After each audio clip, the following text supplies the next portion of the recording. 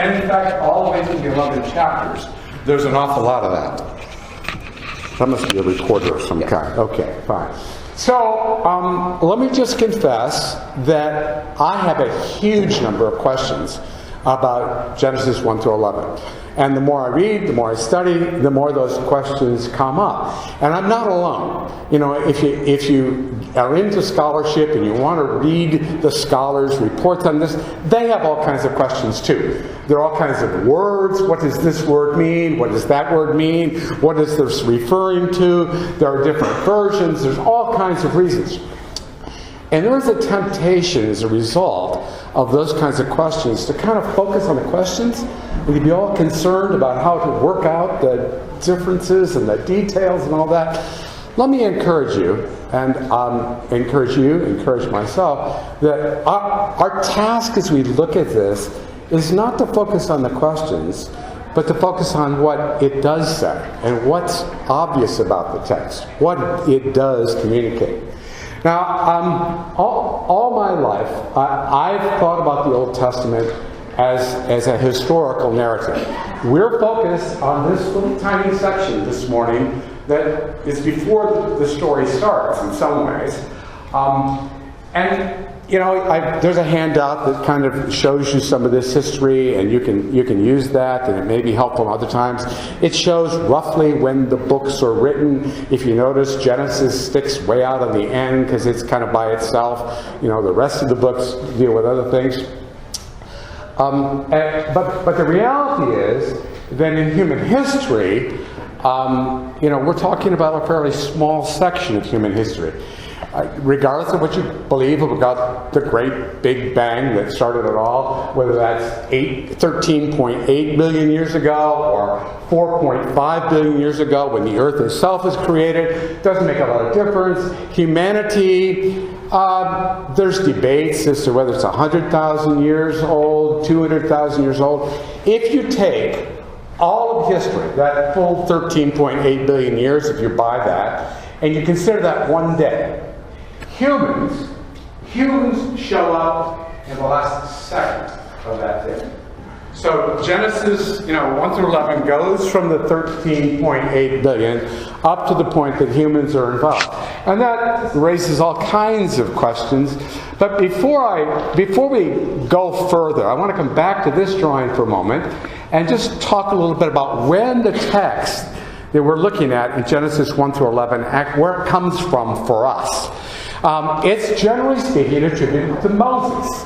And Moses writes sometime at the end of the slavery period in Egypt. Exactly when that is, scholars will debate, but it's roughly in the chart there. Before they go off into the wilderness, Moses tracks with them through that wilderness period. Just imagine what kind of life was going on at this point.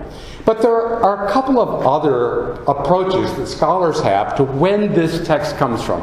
And I apologize a little bit for this. This is a little techy and a little scholarshipy. But there's a source that's generally called the P source. P stands for priest in this case.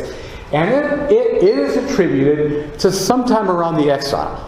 Scholars, of course, debate whether it's pre-exile or post-exile. I lean towards it's late in the exile. It's when the people of Israel, the chosen people, are dealing with having been sent off into captivity. Their entire world changed.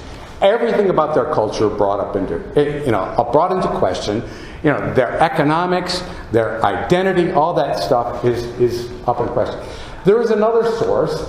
And just to confuse you, that's called the J source. And J in this case stands for Yahweh, but it's German for Yahweh, so it's J, not Y, just to keep the confusion going. There are other sources, and I love reading the scholars because they can tell you what part of what verse is written by which scholar. There are a lot of signs that they use, but one of the ways they distinguish between J and P and these others is the actual name that people use for God. So the P source uses one name, the J source uses Yahweh, the P source tends to use Elohim. So there are real differences. You can look at the text even as an amateur Bible scholar and say, oh, this looks like it comes from P, not J. Well, what I want you to notice here is that all three of these periods where the text is actually pulled together and written down, are traumatic periods in the life of the people. This is huge. We'll come back to this at some point during our look at the Old Testament and talk about what's going on there, what that looked like. You know, in December I'm doing a section on Habakkuk, and that's Habakkuk is dealing with this. This period, interesting enough, you'd think, oh, that's the success period, right? Well, it's a success period, but at the end of Solomon's reign, you know, when lots of people think some of this stuff is written down, the country splits. And it's palpable for them as the taxes go up and the stress continues. You know, the country's about to break apart, and that's a huge deal. I've already said Moses is dealing with a time when who are we? Where are we coming from? We've just been everything is something. So let me suggest this morning that as we enter into the text that we're looking at, you stand for a moment as a pastor looking at this scene that we've all seen lots of news reports in the last 2 weeks. And you're standing there beside the people that live here. What do you have to say to them? What's your message for those people? And particularly, what's your message about God and how He relates to you? It's sort of a serious question, but we need to keep moving along, so I'm not going to wait for you very long. You begin to care for them, right? You begin to assure them of God's love and grace. And interesting enough, that's exactly where Genesis begins. Now, before we go further, let me just tell you quickly what's in these first 11 chapters. It begins with creation account 1. You know, the world is created. And then there's a second version of creation, the second story of creation that talks about different things. Cheryl and Barry talked last week about these are sections.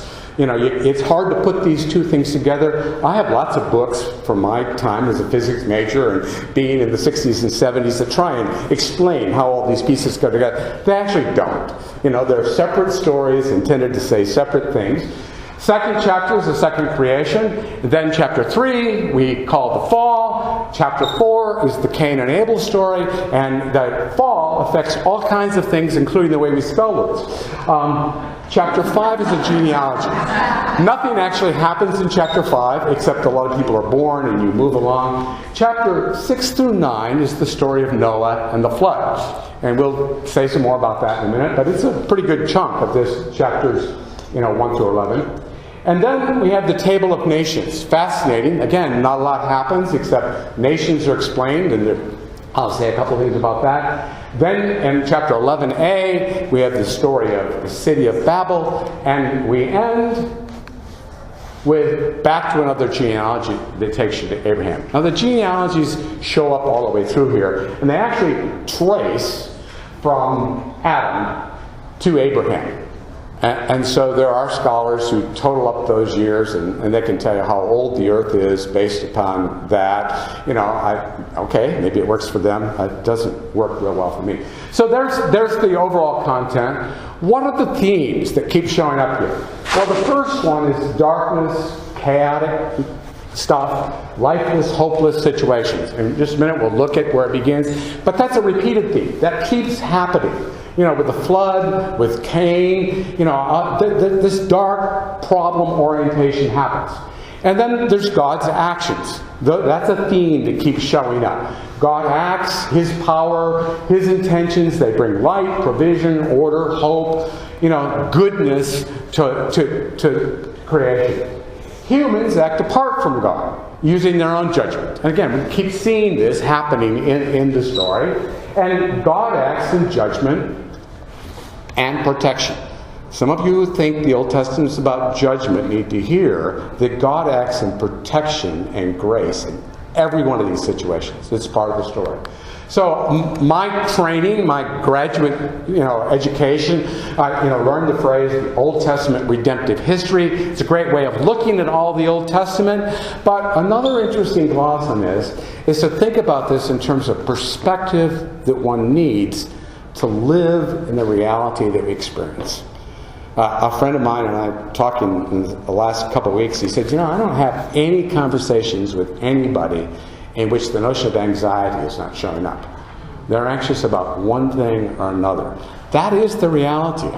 We can try and explain why that is or what that is, but the reality is every one of us has some anxiety about something. There's something that's not quite right in our world. Well, what do you need to live with hope in that kind of situation? I think we're going to jump into the text here. Oh no, a couple more comments about the storyline and how this repeats itself. So you have this situation of darkness, chaos, death, emptiness, and there's kind of a cycle to where it goes. God acts, and then you end up with another situation with goodness, light, provision, and then human acts, and frankly, parenthetically, God is involved in that action, and it leads back to darkness, chaos, death, emptiness, pain, despair, and then God acts again, and then that leads to another situation, goodness, light, judgment, hope. So you see this cycle, this storyline continue to be repeated throughout, not just Genesis 1 through 11, but I think I might argue throughout all of Scripture. It keeps being repeated in some form or other. So, what does the text actually say? In the beginning, God created the heavens and the earth. The earth was a formless void, and darkness covered the face of the deep, while the Spirit of God swept over the face of the waters. Then God said, "Let there be light," and many of you are familiar with where it goes on from there. When you read that, what does it make you feel? What do you think? What do you see? It's nice metaphor. Pardon? It's nice metaphor and poetic, even though it hardly isn't true. Yeah. It reminds me of a sunrise. Yeah. The message puts this passage this way, kind of really emphasizing, the earth was a soup of nothingness, a bottomless emptiness, an inky blackness, and God's Spirit brooded like a bird above the watery depths. For me, I can't read the first verse of Scripture without saying, wait, this is not beautiful, this is not good. If I'm doing a movie and I start with a scene like that, there's a foreshadowing of evil and darkness. And this is before the fall that we'll come to two more chapters later. So there is a darkness from the beginning. There are other creation stories. If you've taken courses in English Lit, I'm sure you've come across the Enuma Elish or the Gilgamesh epic. They are from the Mesopotamian era, but there are also stories from Asia, further far Asia. There are stories from the Americas. There are all kinds of creation stories. Lots of them start with some similar sense of darkness. And there are similarities in these stories that are amazing.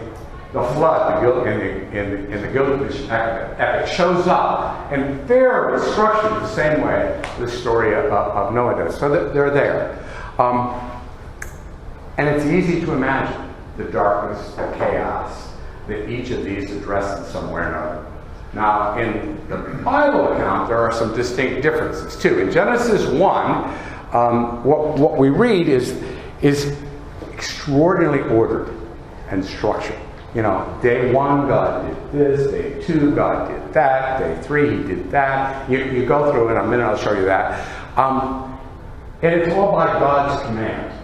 Lots of the other creation stories that happen, they involve wars and, all kinds of wild gods doing things, and the earth gets created when Tiamat gets cut in half, and half of her body becomes the earth, and half of her body becomes the sky, and it's kind of a gross, messy, chaotic thing, and it's all about the struggle. In Genesis, God calmly and carefully says, and God said, "Let there be." And there was, and it was good. It's good. In fact, it builds. By the time you get to the 6th day, it's very good. What God is doing is very good. And the creation is made for the man and the woman who are in God's image. In other creation accounts, humans are kind of an afterthought.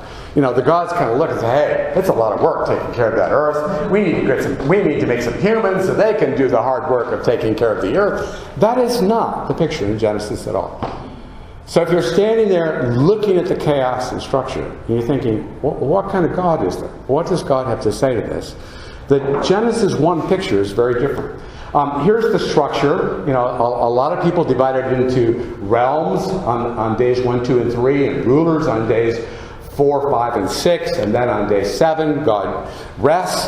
There are other ways of looking at this. Another way of looking at it is time, and saying day 1 is about time, day 2 and 3 are about realms, day 4 is about time, day 5 and 6 are about creatures, and day 7 is about time again. So, I mean, there are actually other ways that people divide up this poem too. But there you have Genesis 1. Let's keep moving. What happens in Genesis 2? Well, it starts with something that fascinates me, because it starts by rooting human experience in space, in a place.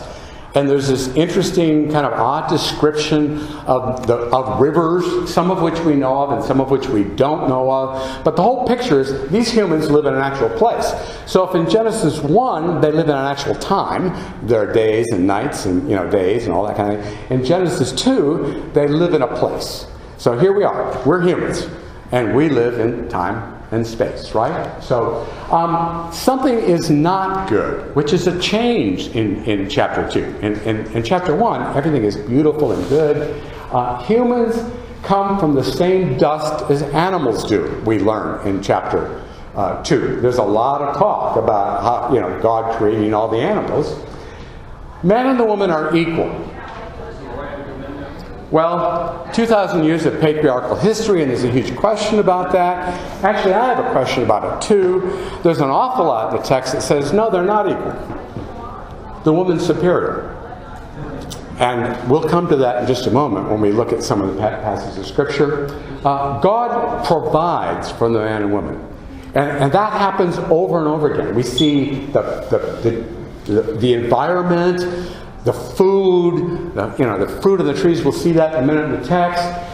There is one tree from which man is not to eat, because it leads to death. So you have 2 nots in chapter 2, and it's kind of an interesting why. Could God not have created a garden with that question? What is God about when in the middle of the garden is a tree that they're not supposed to eat in? When all that, well, there's a force of a choice, isn't there?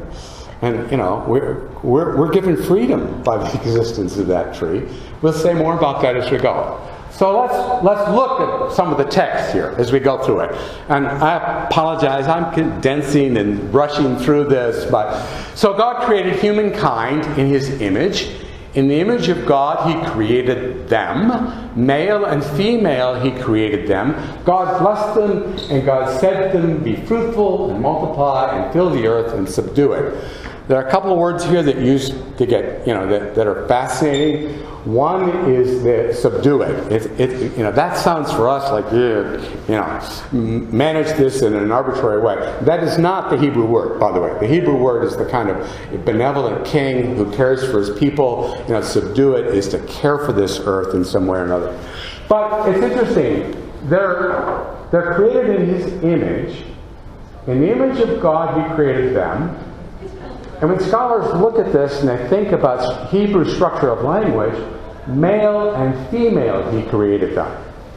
So what exactly needs to be in the image of a God who's a spirit, a God who's eternal? Well, we could spend the whole semester talking about the imageness of God. But in this text, imageness has to do with humans being male and female. And there's something about male and female that contributes to our imageness. And there are all kinds of scholars throughout history that have noticed this and talked about this, including people like Calvin. So, while you go on with the story, you may freely eat of every tree of the garden, but of the tree of knowledge of good and evil you shall not eat, for in the day that you eat of it you shall die. Now, for those of you who have read ahead in the story, they actually don't die when they eat of it. Or at least not literally on that day die. But the knowledge of good and evil. And there's the issue that's at play here. And as the text goes on, this, by the way, is said to Adam before, it is not good that the man should be alone. I will make him a helper as his partner. Helper is another one of those words badly abused over history. It's a word that the other place that that particular word gets used is of God. God is the same thing to the man as the woman is. And notice that here you have God providing for two of humans' key needs. You know, he has provision, food to eat, and he has companionship.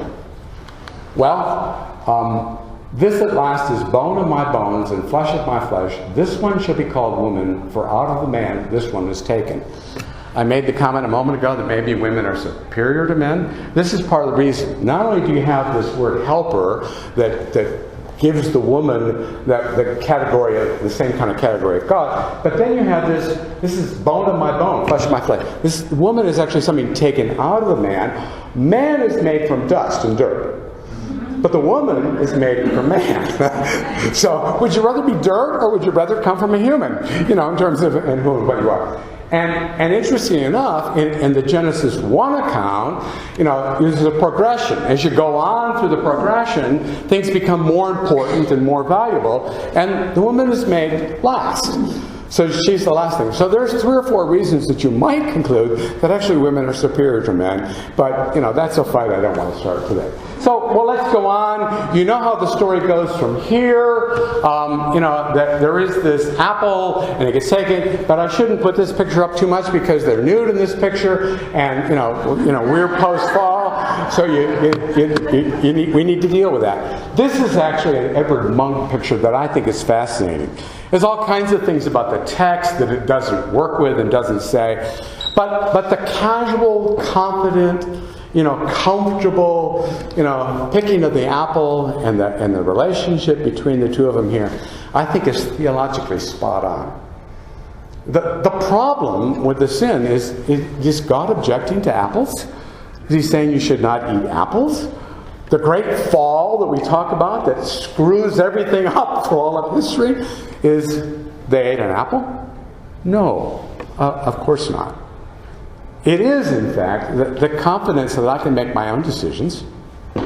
I can figure out what's right and wrong. And think about that for a moment.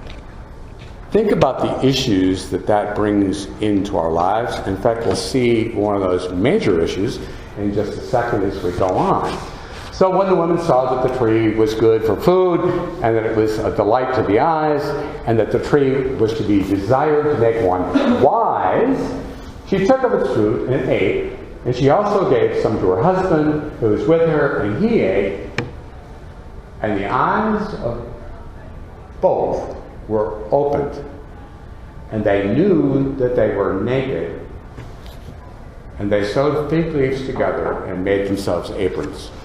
Now, there's lots more going on in the story here. But what happens as a result of the knowledge of good and evil? What actually happens for the two of them?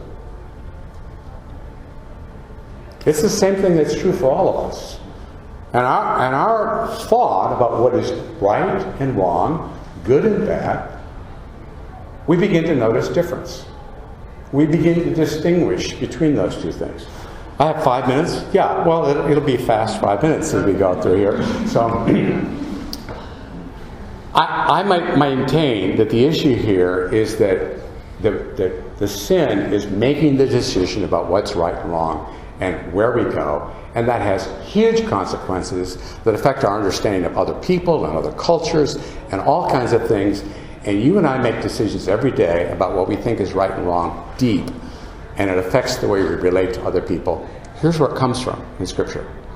So we know what happens. They get kicked out of the garden. This picture is before God demonstrates His grace and care for them, because He actually makes skins and covers them in some way or another. Well, we're flying through things here, but let's keep flying. So Genesis 4, fascinating. You know, we've got the fall in Genesis 3, and then at Genesis 4, now Abel was a keeper of sheep, and Cain a tiller of the ground. In the course of time, Cain brought to the Lord an offering of the fruits of the ground, and Abel, for his part, brought of the firstlings of the flock their fat portions. And the Lord had regard for Abel and his offering, but for Cain and his offering he had no regard.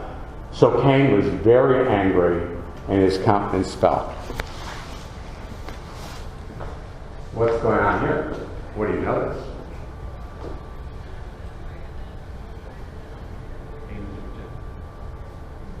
This is completely unfair. There's no comment here that there's something wrong with Cain's offering.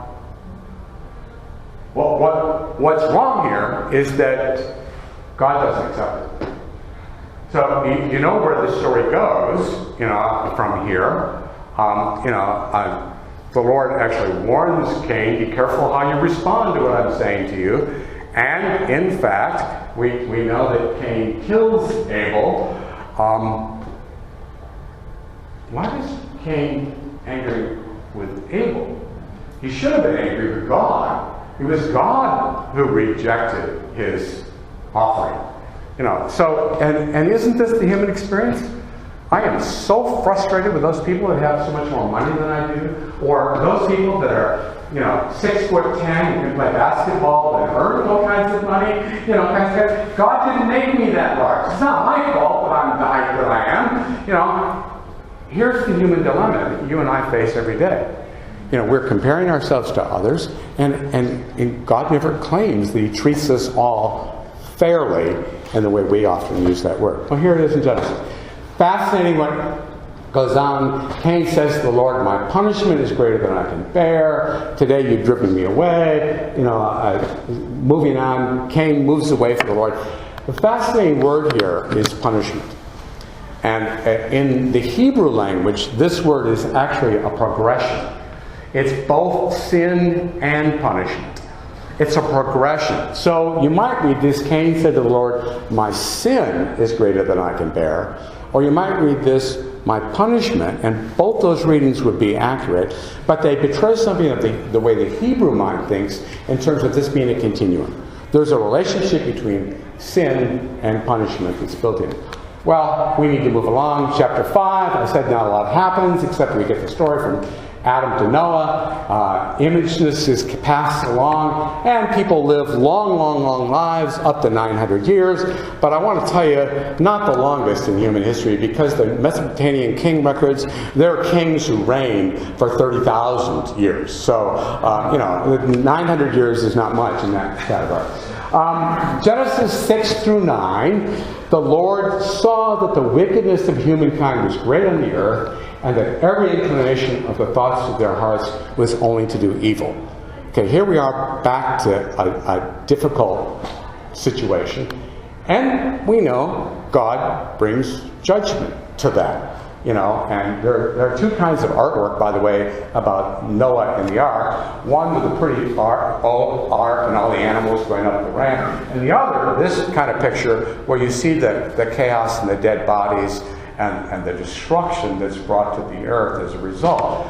But, as the story continues, God says to Noah, as long as the earth endures, seed time and harvest, cold and heat, summer and winter, day and night, shall not cease. In other words, I don't care how bad the situation is. You're looking at the Bahamas, looking at the dead bodies, right? There's hope. And of course, we're aware of that because God provides the sign of the rainbow and the beauty of that. So here's that cycle. There's chaos, God acts, and man acts in that, and there's never a lack of hope. There's never a situation in which this is it. Even the ones that feel that way. For Cain, for Noah, at the beginning, for the fall in Genesis chapter 2. Well, we're almost out of time. Table of Nations, just let me say, it tells us that there is one Father of all people. There are 70 different nations or ethnic groups or languages mentioned in this. So this is the global perspective. For the author, this is everybody he's ever heard of that exists on planet Earth. He writes into this. No judgment, no Israel, no Jerusalem. It's ecumenical. No mention of Israel. The next chapter begins with one language. It's a little fun. It's a little bit of a hint that these are separate stories that are put together. It's not a continuous, narrative in history in some way or another. And it foreshadows Genesis 12, all the peoples of the earth. And Rich, I'm setting you up for next week. So, there is in here the Tower of Babel, that slight story. It's interesting. It's actually, the text is about the city of Babel. And the city is, I put this in because you've got to see God's sense of humor here. The people decide on their own, because they're figuring out what's best and right and wrong, they're going to build a city. And it's going to have a tower that goes up all the way up to the heavens. And, what God says is, I need to come down to earth to see this tower. And there's kind of, you get the joke, we think we're building something that's so huge and big and reaching every place. And God is saying, I need to come down so I can see this down where you are. It's kind of an interesting, fun story. So, we've gone from Genesis, the creation, up to the call of Abraham. The last part of 1 through 11 actually finishes the genealogy, and we go from Noah, or Shem, one of Noah's sons, to Abraham, and there we are. And next week, Genesis 12 through 50. Rich left. He saw that coming, and out of fear said, I'm getting out of here. Don't know that this is even still on. So as you can see, this is a flyover of the Old Testament. And if you're frustrated by that and feel like you need to learn more, there's a sheet today that will guide you through some activities and other resources for the week and give you a chance to talk with somebody about it. So I will close this in prayer for those that are headed to second service, and for those who want to stay, feel free. I bet you could ask Scott a question. Father in heaven, thank you for your word. Thank you for the amazing grace you extend to us. We pray that you would help us to learn through this series of the Old Testament with new eyes and new ears. We pray this in your name.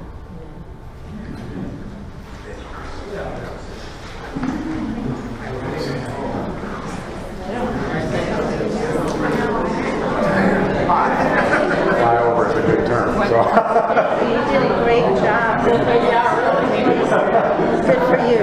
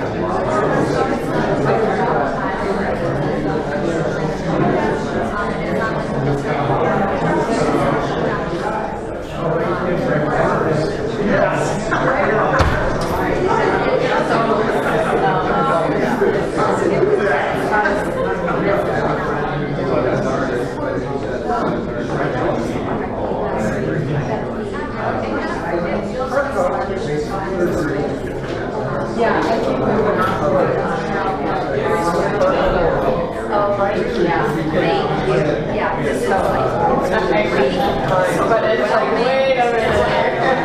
It's like a lot. Yes.